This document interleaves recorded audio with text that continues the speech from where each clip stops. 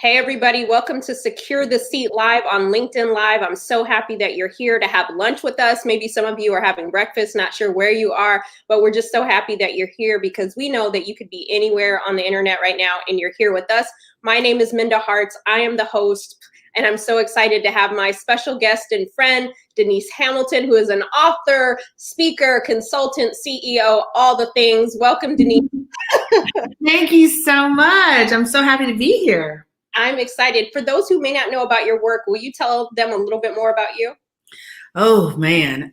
Yes. So I am the CEO and founder of Watch Her Work, and we are a digital platform designed to support professional women in reaching their goals. We have curated over 7,000 videos from thought leaders, entrepreneurs, executives, and the whole idea is to give people the information they need, that they don't have to step in the same puddles that we've already stepped in. So you can't find a mentor, don't worry, we give you access to hundreds. So you can learn and be exposed to everything from how to ask for a raise, how to tell your boss you're pregnant, what you do if a client hits on you, just all of the things about being a working woman. And so through that work, we have the site, but then we also have a consultancy that we work primarily focusing in the areas of race and gender and allyship.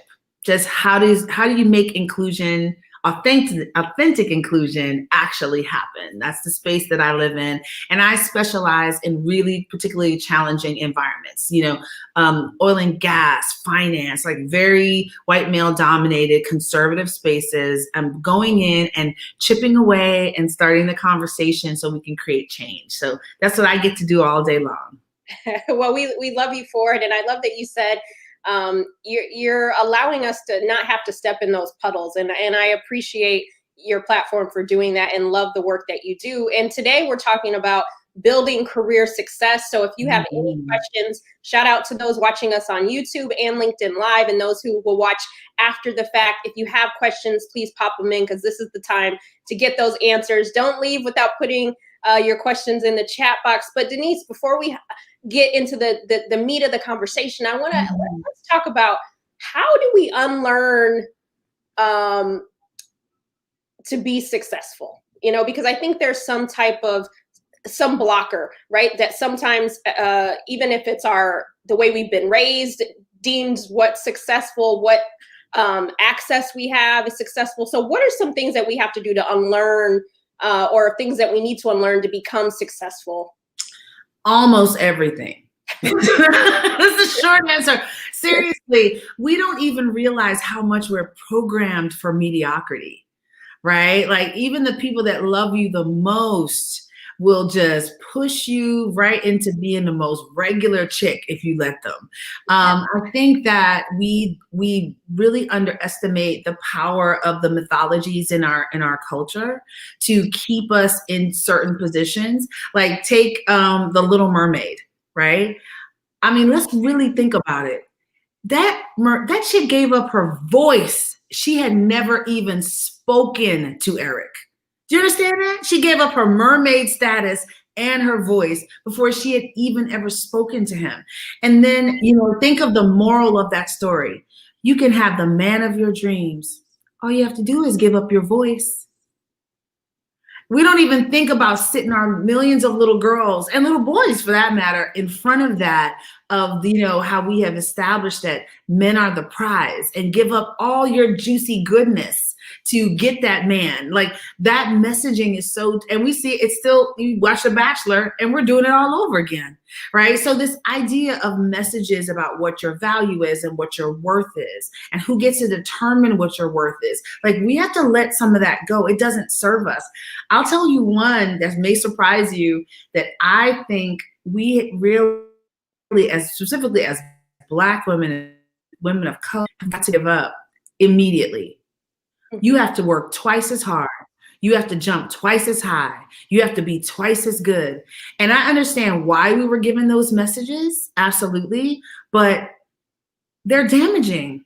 They're damaging messages, because I know it's taken me, I'm just turned 50 this year, and it has taken me this long to get to a point that I can say, I am enough. I don't have to be twice as good as anybody. I am enough the way I am. And I have been cultivating, you're going to laugh at this. I have been cultivating the Jared Kushner effect. So Jared Kushner will get on television and he will be saying abject, utter nonsense. But he is moisturized. He is well fed. He looks nourished. He looks well rested. He is committed to his comfort and his ease. And he moves through the world without the frenetic energy that I feel like I have been taught to interact with the world. So one of my words for 2021 is to unlearn that whole thing and to embrace ease. Make it look easy, not reliving trauma, not reliving difficulty, not honoring it, observing it, processing it, but not inviting other people's ridiculous standards of me into my body. I am enough. And the stuff that I am tackling as a Black woman in America in 2020 is so incredible that if I'm still standing, I have to be phenomenal. So I think when we talk about things we have to unlearn, I am really committed to letting go of these belief systems that really no longer serve me. Okay, where's my tambourine? Because you just take to church on so many levels. I mean, there was so much that you said in there, but the first thing is the analogy with Ariel and giving up our voice before we even try, right? Before we even have gotten there.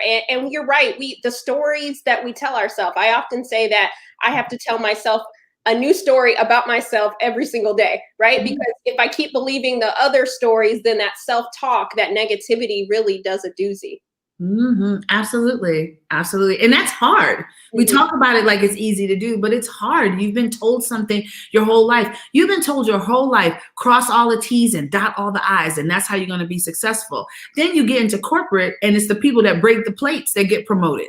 It's the people that make the noise and make mistakes that get promoted. And you're like, whoa, whoa, whoa, whoa, whoa. I have to let go of this story of perfection because that story is no longer serves me. And that's incredibly hard to like push through your programming to imagine and allow yourself to imagine a different way of living and being and operating. This is so rich. Just so you know, Denise, the chat is going crazy on both sides. So I needed this today. One of the things that you said is that often the key to mastering success is mastering yourself. What did you mean by that? Woo! This is my central belief system about everything in life. If you master yourself, you can master the world. I really believe that. We spend a lot of energy about what they need to do and how they're not doing the right thing and how if they would just do this, my life would be different. And the truth of the matter is, you don't have control over that. The only thing you have control of is you. That's the only thing you could do. So you have to figure out how to do what's graded, right? Do what gets graded. Yes, it's really important to be supportive of office culture and build camaraderie and teamwork. So you put yourself in charge of the potluck, you put yourself in charge of the baby shower, and those activities, they're valuable. They do add something to the organizational culture. But guess what? If they grade who gets promoted on how many sprockets were sold, girl, you better sell some sprockets and make sure you are doing what gets graded, right? And doing the things and the activities, like we just have to play the game that's on the field. And there's a lot of energy that we spend trying to determine what other people need to do differently. And if we just kind of got a handle of ourselves, the things we allow to distract us, the way we get caught up in other people's goals and objectives. Like I need us to cultivate a little bit of selfishness, right? And strategic selfishness where I'm taking care of me. You know why? Because the importance of me being in this and being successful it has a ripple effect for thousands of women, especially Black women behind me. So I have got to come on and step into my space and be as magical as I can possibly be in this space right now. So that is a strategic selfishness that I bring into situations that lets me advocate for myself fiercely fiercely. But if you don't have control, you're waiting for somebody to notice you. You're waiting for somebody to pick up, look, just do the work and someone will notice. I'm not of that camp. I think that you have to find ways to advance your agenda, present your brand and your positioning to the organization, and to value yourself really richly and deeply enough to take care of yourself. That a part of that is that self-care piece. It feels, we've been taught in a way that that's a luxury. Yep. And it's not a luxury. If we don't do it, we get sick. We have heart disease. We have stress-related illness. We have all kinds of challenges. And so this notion of like taking care of yourself is just it's just defiance. I'm here for it. I'm here for it too, girl. I'm here for it too. We have so many questions popping up. Let's take a couple. Denise, you just been, I hope people are taking notes, writing this down, because this is the type you gotta, it hits different when you hear it again too. So what sparked in your system right now, listen to this again and share it with people who need this message. But somebody said, how do you let go of the worry about every misstep is going to lead to a termination in your position? Woo! Okay, so step one, that's a really great question, by the way, because I think it is a paralyzing macro question. Because if minority employees feel like they cannot take a risk, then they're capped in the organization, because there's a space in upper leadership that risk taking is all that's valued.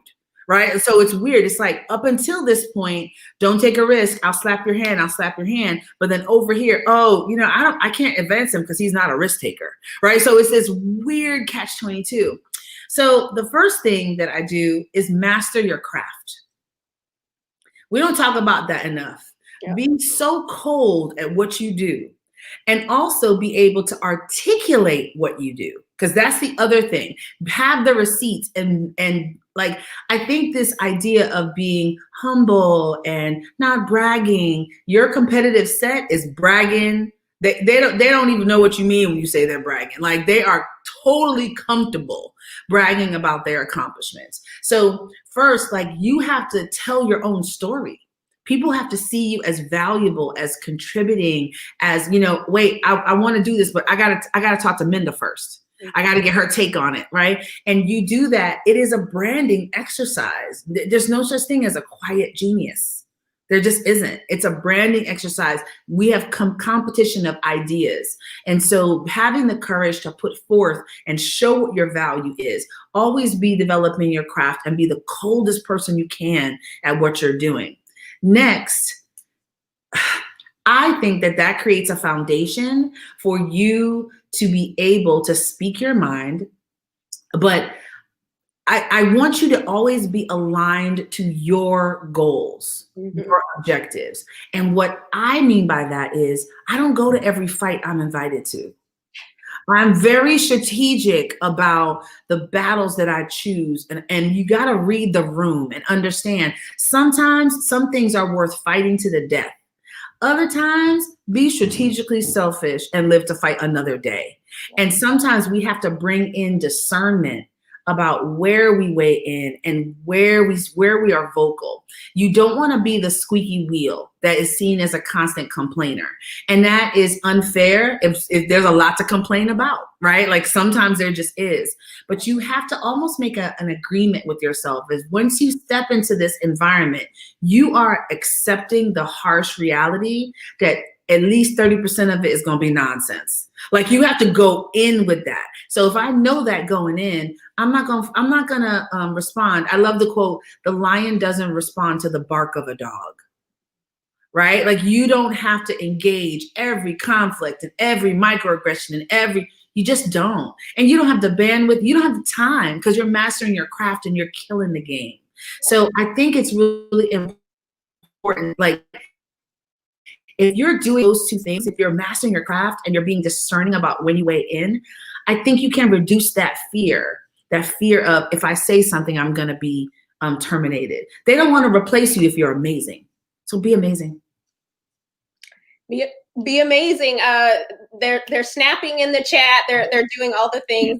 They're taking note. I love that. One of the questions that I wanted to jump back into on my end was, I mean, this has been a masterclass, Denise. I really could just like shut the broadcast down. You've given us so much, but we're gonna get a little more out of you before we go. You talked a little bit about it, but how can the women and the men who are watching pivot and redefine career success for themselves? Because again, we've been inundated, especially during quarantine. We're seeing people, be successful on the gram or on Twitter or on LinkedIn, all these places. But how do we figure out what success looks like for us? Ooh, that is the existential crisis of our time, right? Because the truth of the matter is, I can get a logo and get a pretty website, and I can have some pretty pictures taken of me holding my Birkin bag or someone else's Birkin bag and take it back to the store the next day. I can hire somebody on Fiverr to go and boost my Instagram likes, and I can create an entirely fabricated reality with really like $1,000, right? And we've never had that before. That is totally new. So the challenge I think we all have is get back to substance. Like I love this quote, comparison is the thief of joy. Mm-hmm. And, I know you had the same experience pre-COVID as professional speakers, getting up on stage, making a message. And then when you get down, you have all of these people waiting to talk to you. And for me, what is the consistent theme that I hear from those women are, I'm afraid to start. What if nobody likes it? What if I'm not good enough? And I'm saying to them, like, you want to start at an A.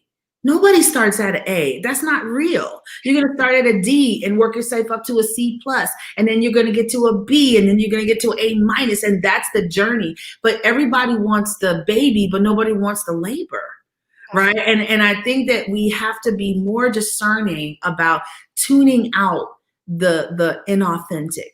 And that's hard. I know that's easier said than done, because you feel like everybody's pop-a-locking. Listen, they say they sold 1,000 books, but they didn't tell you that their uncle bought them.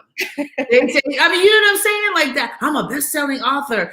On Amazon, I sold 100 books. Like, no shade, but the truth of the matter is you can create and manifest anything that you want to do. You can name yourself a creative director or name yourself a strategic analysis. I'm like, you are 23 years old. You have never started a company. How are you a business strategist? I mean, maybe, but I really doubt it. So developing kind of a desensitization, like I've kind of unplugged from a lot of that.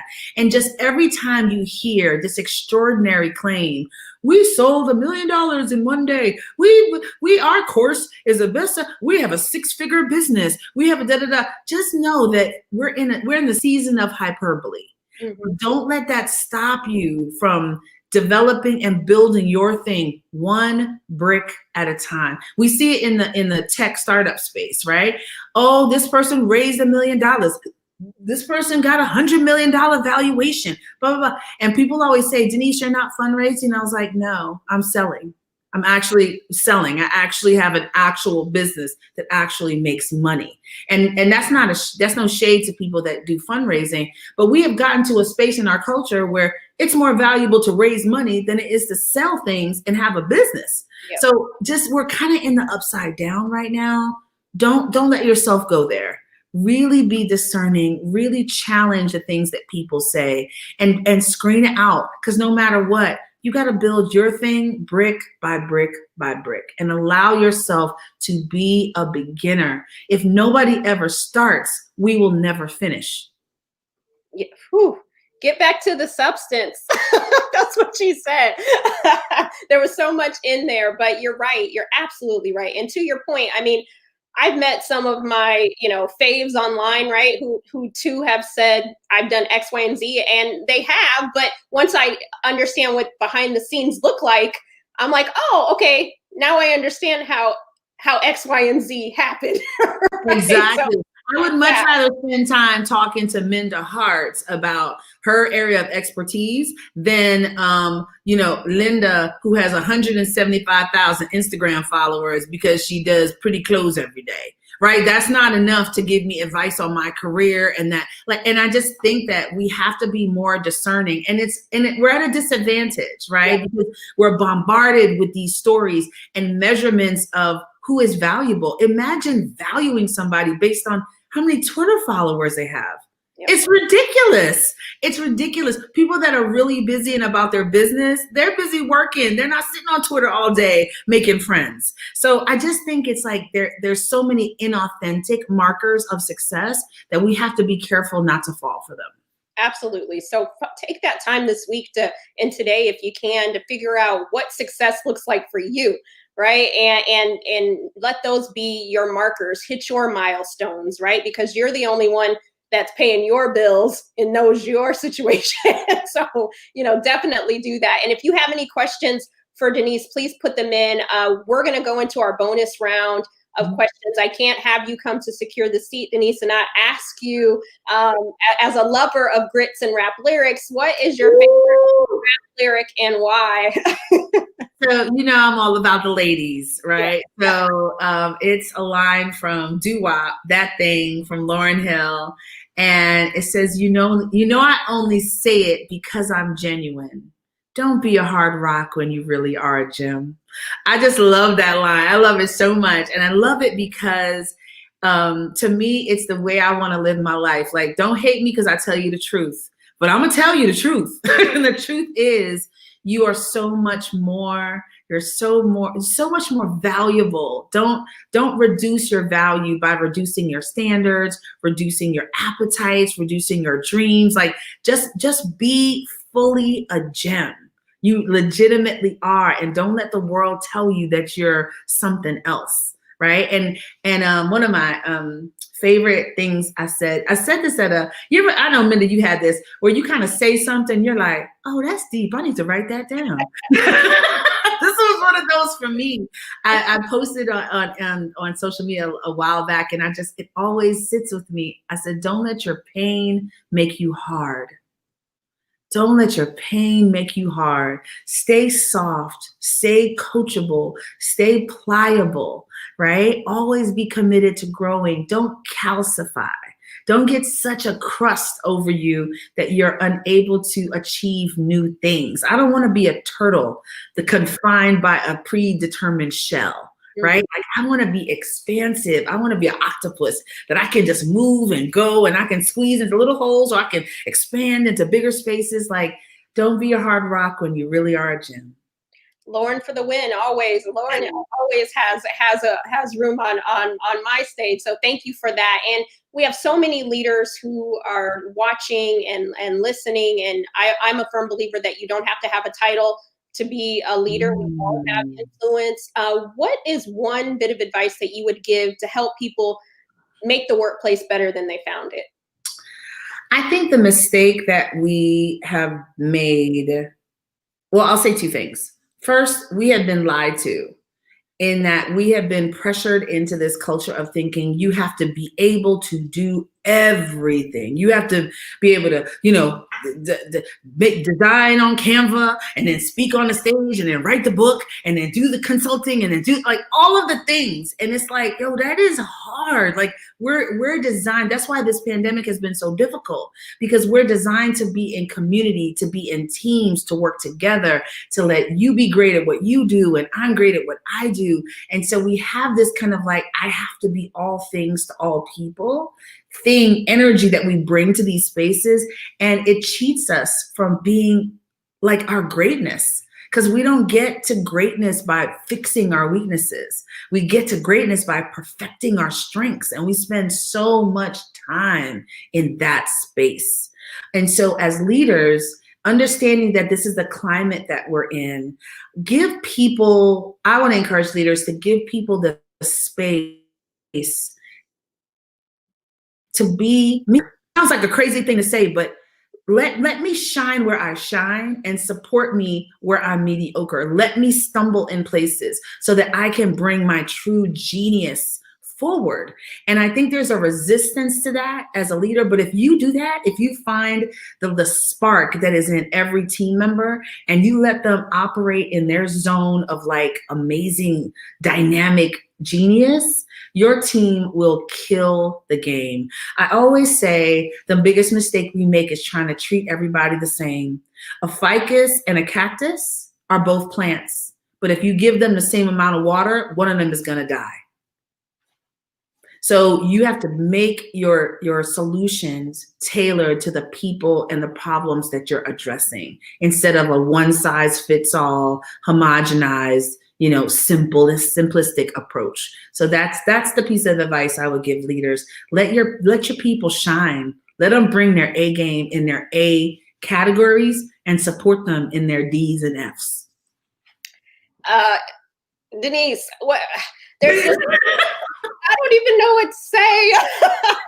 It's just so good, so good. And that is true. I'm a firm believer. I teach it at a course at NYU that you have to get to know your team in order to invest in them. You can't invest in everybody the same. It looks different. Success looks different for everybody. And so I love that so much. We have time for one question out of the audience. There's so many, but one says, Denise, what do you see for the future of young female leaders moving up into higher spaces in their career? I think that the door is wide open. And I think that because we've had a really crazy exodus, right? I love entrepreneurship. I'm an entrepreneur, but I don't know that everyone should be an entrepreneur, right? And I think we have this mass exodus into entrepreneurship. Unfortunately, I heard a stat the other day that the average Black woman-owned business makes $24,000 a year. Whoa, right? And so unfortunately, there are some people that and let me say this, I need some Black women to stay in corporate. We need the pipeline to be full of these bright, dynamic people to step into these positions. So I think it's going to be a little bit lonely when you get to that point of pushing into the next career strata, because so many dynamic women have left corporate America. So I think, again, I'll end the way I started, like, kill the game. This next generation, they are playing zero games. They are doing the homework, and think about all the information you have at your fingertips. You can listen to every word that's come out of Oprah's mouth. You don't even have to meet her. You can just sit on YouTube and absorb the best wisdom from, Ursula Burns and just amazing leaders. And so I want you to take advantage of that and to position yourself boldly, and let yourself be a beginner. Let yourself climb up, but advocate for yourself and speak up. It's going to be a little bit lonely. It's going to be lonelier than I wish it would be in those positions. And so I look forward to seeing an amazing crop of new C-suite leadership in generations to come. And I love books like The Memo and the work that Minda does to support women as they navigate what can be some brutal spaces sometimes, but we're getting the tools. Minda's giving us the cheat code, and I really think it's going to be a dynamic decade. The next 10 years, I don't even know. And, of course, we are loving Kamala stepping into the, I can't breathe. I can't breathe. So I'm excited, and I think it's full of possibility. So let's stay optimistic. Let's stay, energetic, and let's believe what's possible. Alice Walker's book, You Never Step in the Same River Twice. I love that. Like whatever happened yesterday was yesterday. Yeah. Allow yourself to imagine a new possibility and see yourself in those higher levels of organizations. And that's how it's going to happen. Listen, the only way we don't get to the top is because of ourselves, right? At this point, as Black women, as women of color, the portal is open. Like, we are through it. We're walking through it. It's what we do right now and beyond that will sustain us. But keep going. We're rooting for you. Denise, today has been so good. I'm like, woo, going into December, you set us off, right? You set us off all the way right. Any final thoughts for those listening today? I said it a minute ago and I'll say it again. Optimism The only people that can change the world are the ones who think they can. And so be one of those people that think they can make a difference. When I think about Stacey Abrams and what she was able to accomplish in Georgia, it really challenges me. It was like a level up, sis. Like, stop thinking that things are immutable.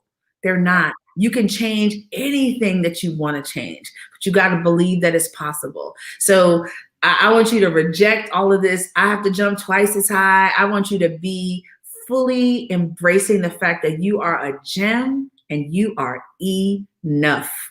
Go forth and kill it. And hey, 2020 isn't over. So as you're setting your 2021 goals, that's awesome. But somebody needs that email that says, hey, do you still have a little budget left that you need to spend for the end of the year? Go on and send that last marketing push, sis, because you don't know what could happen from that. But I think it's just an amazing time to be alive. It's an amazing opportunity to grow and to reach and to excel. And I just hope that you have the confidence in yourself to step through the doors that other people have kicked open for you. Yes, yes. Thank you so much for that. Where can people find you, hire you, work with you, Denise? Watchherwork.com is the easiest way to find me. I'm also on socials, all the socials at official DHAM and at Watch Her Work TV. We are launching a new company in January called All Hands, and I hope I get to come back and talk to y'all about that once we're up and running.